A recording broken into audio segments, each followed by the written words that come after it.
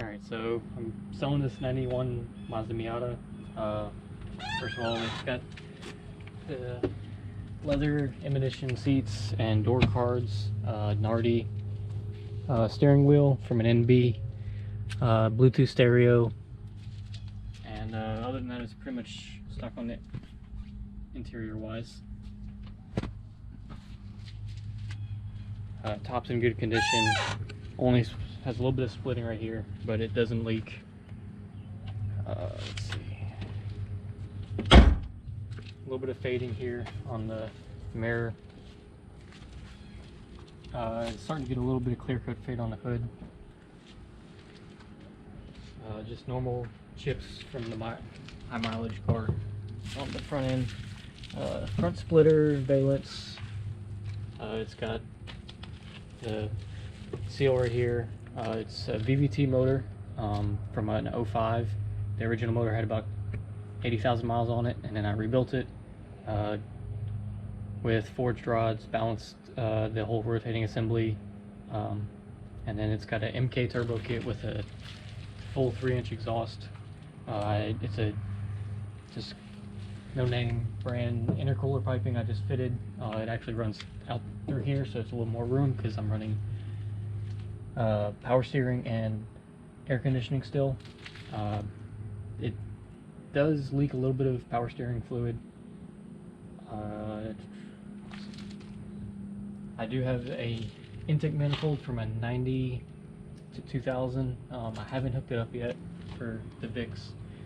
And then it's still stock pistons, so it's 10-to-1 compression ratio, but it does have the forged rods, so you can push it a bit farther than the typical 250 horsepower, 230 foot-pounds of torque or whatever, but you will need to run either E85 or water method injection to push it that far. But as it is right now, I'm running around 7 pounds of boost. My guess is probably 180, 190 horsepower. I have turned it up to 11 with no problems. I just haven't hooked up the electronic boost control to get that to where I can do it on the fly. That does come with the car. I have all that ready to go, which it goes back into. It does have a Megasquirt 3 basic. It's about an $1,100 ECU. And I will also be giving, I have a laptop, if I can find a charger for it, that goes with it. And I'll load all the maps I've ever made for it. And it is also running the Toyota coil on plug. It's a DIY conversion.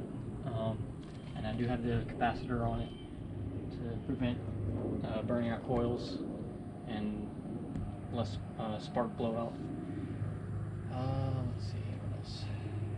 Suspension wise, it does have the Coney Yellows with, I'm sorry, not Coney Yellows, the Bilsteins with E-box springs and cheap coilover top hats. And then it's the 949 racing wheels, the 6UL 15x9s.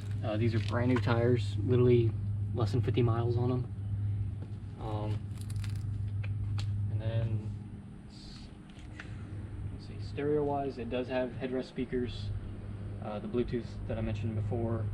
I have upgraded the door speakers, and I have a small 8-inch sub with, I think it's 300 watt amp.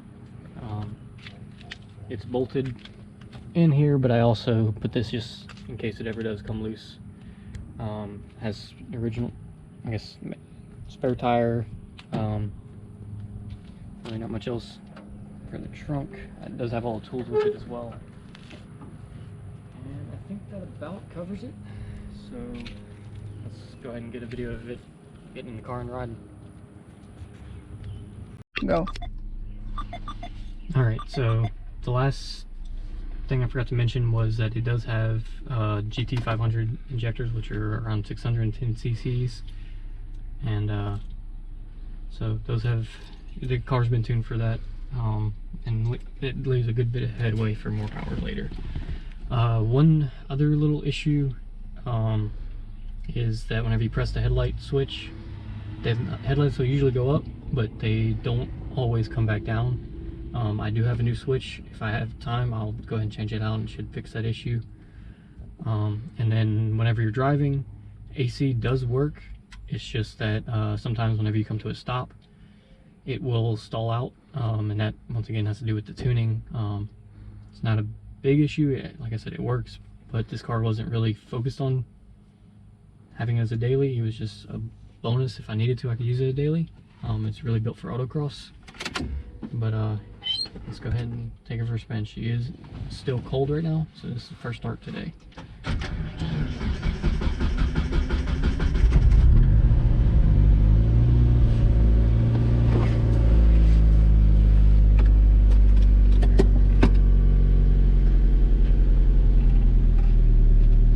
And she is a little bit touchy because she does have that really light flywheel. And I got to drive on a horrible road, so getting out of here, so you may hear a lot of rocks and stuff hitting the underside of the car.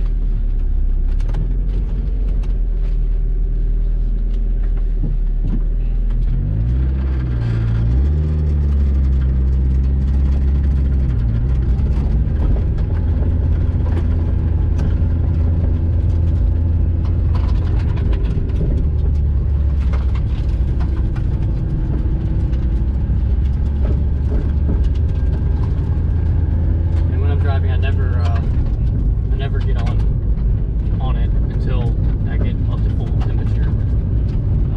It's just good practice. Once I get the electronic boost controller, I'll actually, well, if I ever get to it, I would set it where it wouldn't build boost until it got fully pumped up. I know right now it does actually have a rev limiter until it gets up to a certain temperature.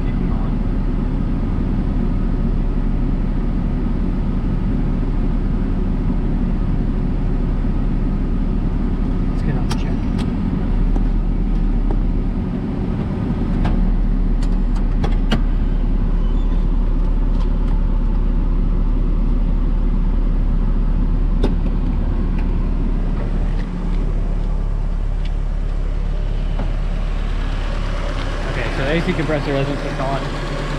So I'll check the refrigerant on that and give an update if that fixes it.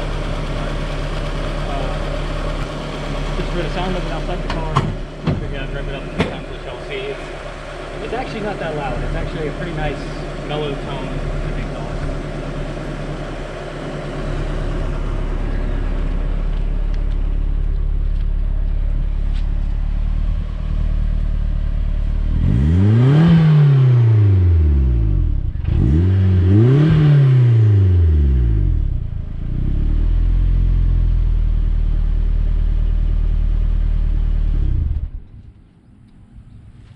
Alright, that's it.